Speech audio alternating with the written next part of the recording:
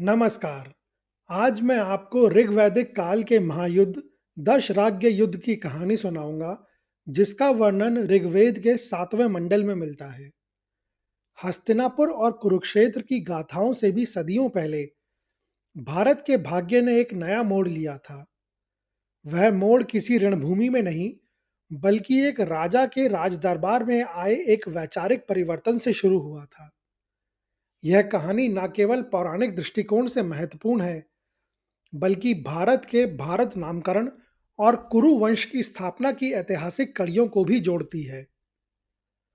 यह उस समय की बात है जब आर्यावर्त की भूमि पर सरस्वती और दृष्टवती नदियां अपने पूरे वेग से बहती थीं। चारों ओर वेदों की ऋचाएं गूंजती थीं और कबीलों के बीच शक्ति का संतुलन बदल रहा था। उत्तरी भारत के मैदानों में भरत नामक एक अत्यंत पराक्रमी कबीला निवास करता था। इस कबीले के भीतर एक विशिष्ट राजकुल था, जिसे त्रुत्सु कहा जाता था। इसी कुल में राजा देवोदास के बाद सुदास का राज्याभिषेक हुआ। सुदास साधारण राजा नहीं थे। उनके भीतर एक कुशल सेनापति का साहस और एक ऋषि की विनम्रता का अद्भुत संगम था। जब वे सिंहासन पर बैठे, तो उनके सामने सबसे बड़ी चुनौती थी अपने कबीले की सीमाओं की रक्षा करना और बिखरे हुए आर्यजनों को एक सूत्र में पिरोना।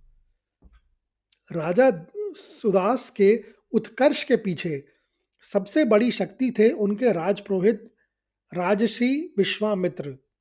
विश्वामित्र उस समय के सबसे तेजस्वी ऋषियों में से एक थे। वे न केवल मंत्रों के ज्ञाता थे, बल्कि युद्ध कौशल और सैन्य व्यूह रचना में भी निपुण थे। विश्वामित्र के मार्गदर्शन में सुदास ने अपनी सेना को संगठित किया। उन्होंने घोड़ों द्वारा खींचे जाने वाले तीव्रगामी रथों और अभेद्य धारियों की एक ऐसी टुकड़ी तैयार की, जिससे टकराने का साहस पड़ोसी कबीले नहीं कर पाते थे। विश्वामित्र के नेतृत्व में सुदास ने सबसे पहले विपाशा और सतद्रु नदियों के संगम की ओर कूच किया। पौराणिक कथाओं के अनुसार जब सुदास की सेना इन उफनती नदियों के किनारे पहुंची, तो विश्वामित्र ने अपनी तपोशक्ति से नदियों की स्तुति की और नदियां शांत हो गईं और सुदास की सेना सुगमता से उन्हें पार कर गई। इस विजय ने सुदास को आर्यवर्त का सबसे शक्तिशाली अधिपति बना दिया। आसपास के छोटे-मोटे राजा उनके भय और सम्मान में कर अर्पित करने लगे। भरत नाम का डंका चारों दिशाओं में बजने लगा। राजा सुदास के साम्राज्य की सीमाएं अब दूर-दूर तक फैल चुकी थीं। उनके रथों की घरघराहट से शत्रु कांपते थे और उनके भंडार स्वर्ण से भरे हुए थे। विश्वामित्र के पराक्रम और मंत्रों ने सुदास को वह सब कुछ दिया था जो एक सम्राट को चाहिए था।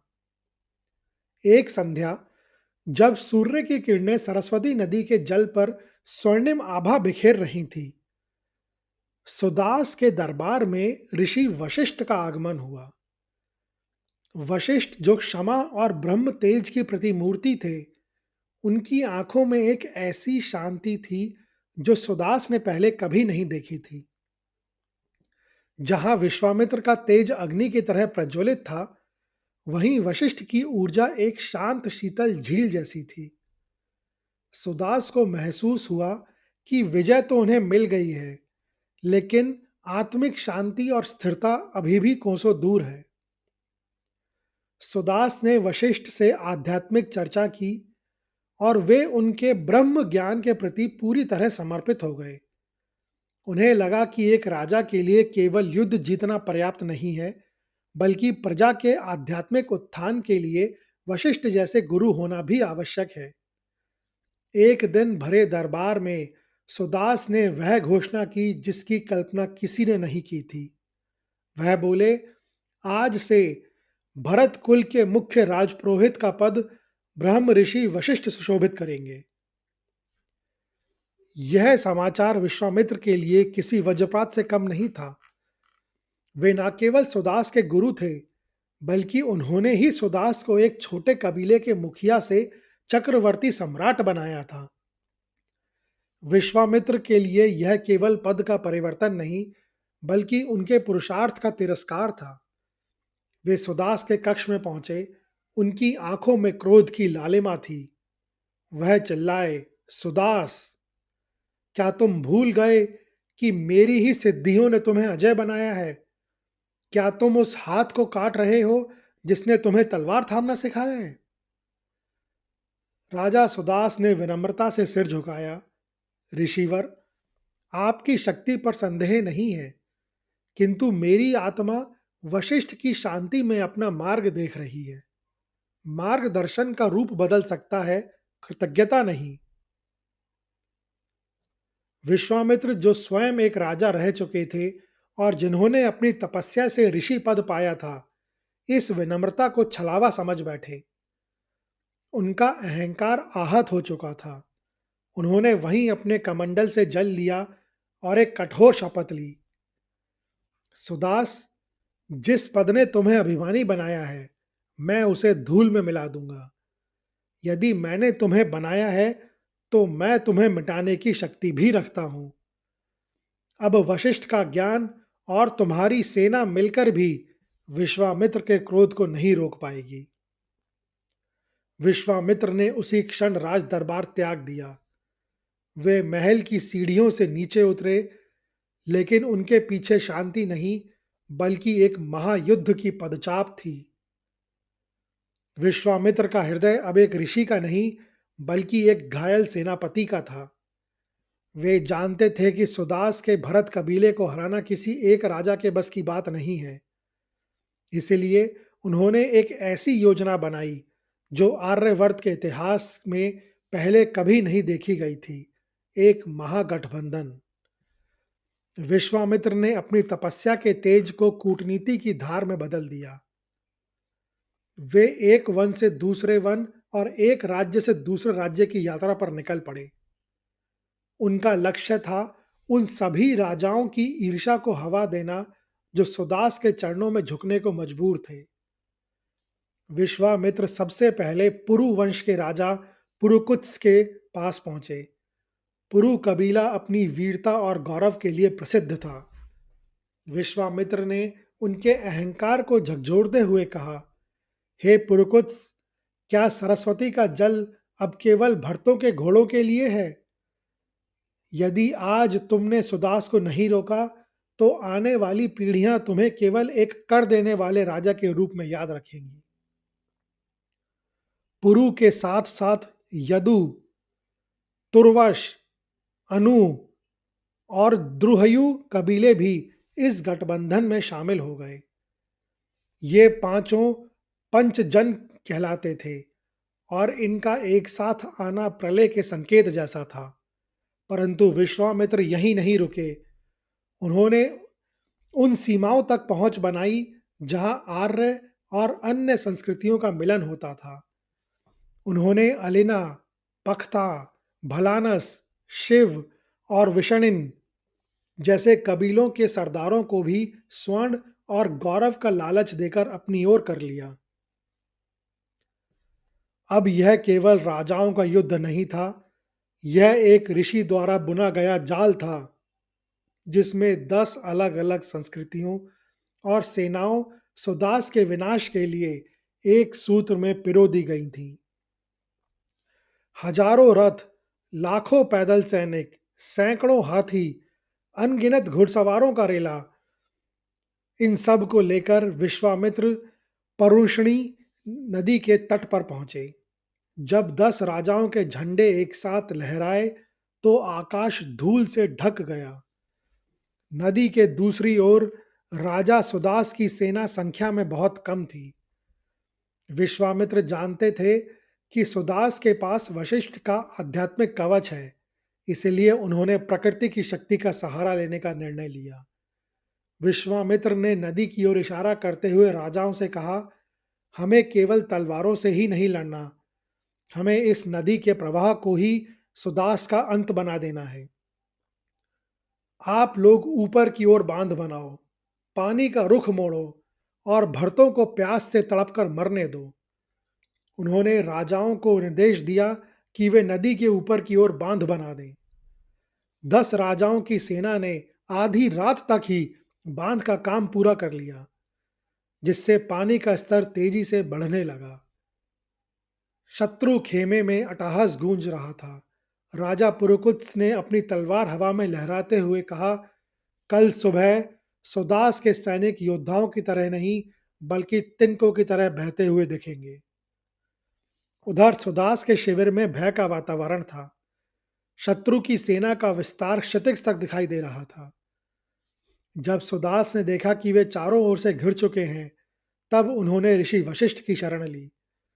वशिष्ठ ने ध्यान से आंखें खोली और शांत स्वर में कहा, राजन, जब अधर्म का पलड़ा भारी होता है, तो वह अपने ही बोझ से गिर जाता है।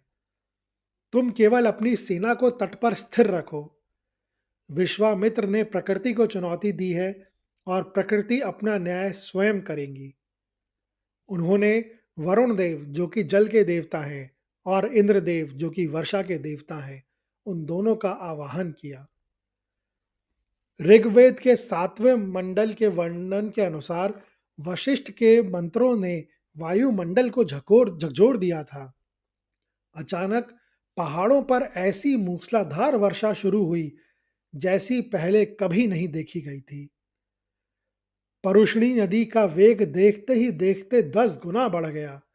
जैसे ही सुबह हुई, पहाड़ों पर भारी बारिश के कारण नदी का वेग अचानक बढ़ गया। ऋषि वशिष्ठ के मंत्रों के प्रभाव और प्रकृति के चक्र के कारण वह कच्चा बांध दबाव झेल नहीं पाया और टूट गया। विश्वामित्र की गणना में चूक हो गई थी। उन्होंने नदी को रोकने की कोशिश की थी, लेकिन वे उसकी अनंत शक्ति को नहीं जान पाए थे। चमत्कार हुआ कि बांध फटने के बाद जल का वह विशाल रेला सुदास की ओर जाने की बजाय शत्रु सेना के निचले शिविरों की ओर मुड़ गया। विश्वामित्र के सैनिक, जो नदी के किनारे उत्सव मना रहे थे, उन्हें संभलने तक का मौका नहीं मिला। ऋग्वेद में वर्णन है कि जैसे आंधी सूखे पत्तों को उड़ा ले जाती है, वैसे ही परुशनी ने अहंकारी राजाओं के रथों और हाथियों को लील लिया। जैसे ही शत्रु सेना में त्राही त्राही मची, राजा सुदास ने अपने रथ पर सवार होकर गर्जना की। वशिष्ठ ने उन्हें विजय का आशीर्वाद दिया। सुदास ने त्रित्सु योद्धाओं ने उफनती नदियों के बीच से उन शत्रुओं पर प्रहार कर दिया जो लहरों से बचने की कोशिश कर रहे थे। पुरुवंश के राजा पुरुकुत्स ने युद्ध करने की कोशिश की, लेकिन सुदास के बाणों ने उनका वध कर दिया। उनके सेनापति और प्रमुख योद्धा या तो मारे गए या नदी पार करने की कोशिश में डूब गए। एक एक करके दसों राजाओं के पैर उखड़ने से रणभूमि में कोई शत्रु नहीं बचा। विश्वामित्र ने अपनी आंखों के सामने अपने बनाए हुए महागठबंधन को बिखरते हुए देखा। युद्ध के बीच में ऋषि वशिष्ठ शांत भाव से इंद्रदेव की स्तुति कर रहे थे। ऋग्वेद कहता है कि वशिष्ठ की प्रार्थना इतनी शक्तिशाली थी कि इंद्र ने स्वयं सुदास के शत्रुओं के अस्त्रों को दिशाहीन कर दिया था। जैसे चरवाहा पशुओं को हाँकता है, वैसे ही सुदास ने अपने शत्रुओं को रणभूमि से खदेड़ दिया था। यह युद्ध केवल विनाश के लिए नहीं था, बल्कि इसने एक नए समाज की नींव रखी। युद्ध के कुछ समय बाद दूरदर्शी सुदास और वशिष्ठ ने अनुभव किया कि निरंतर संघर्ष से आर्य शक्ति क्षीण हो जाएगी। उन्होंने पराजित पुरु कबीले के साथ शत्रुता समाप्त कर संधि कर ली। विजयी भरत और पराजित पुरु कबीलों ने इसी मिलन से कुरु महावंश का जन्म हुआ। यही वह वंश था जिसने आगे चलकर हस्तिनापुर को अपनी राजधानी बनाया और जिसकी परिणति हजारों वर्षों बाद महाभारत के युद्ध में हुई। दशराग्य युद्ध सिखाता है कि युद्ध केवल शस्त्रों से नहीं, बल्कि रणनीति, धैर्य और सही नेतृत्व से जीता जाता है। विश्वामित्र की चतुराई पर वशिष्ठ की स्थिरता और सुदास के साहस की विजय हुई। यह कहानी सुनने के लिए धन्यवाद। अगर आपको यह कहानी अच्छी लगी हो तो कृपया इस वीडियो को ज़्यादा से ज़्यादा लोगों के साथ शेयर करें, लाइक करें व चैनल को सब्सक्राइब करें। कमेंट्स बॉक्स में लिखें, ओम विष्णुदेवाय नमः।